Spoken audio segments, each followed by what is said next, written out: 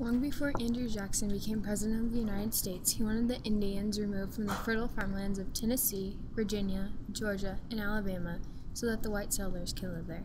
After being elected president, Jackson used the power of the White House to support the removal of the Indians by introducing the Indian Removal Act. The Indian Removal Act was a law passed by the United States Congress in 1830 and signed into law by President Jackson.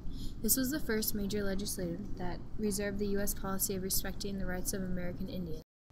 The Indian Removal Act was written to sound like a good deal for the Indians, as the government would trade land out in the West for land they currently owned.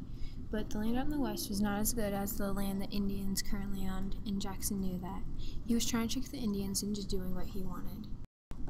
Some Indian tribes refused to trade their land, and the U.S. troops forced them to march westward, and that became known as the Trail of Tears.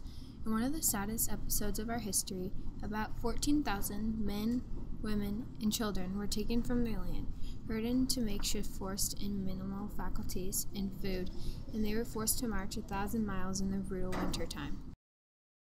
Approximately 4,000 died of hunger, exposure, and disease. This is why it is called the Trail of Tears. Here are some pictures of what the trail looks like today, and here is a map of the land and water routes which the Indians took.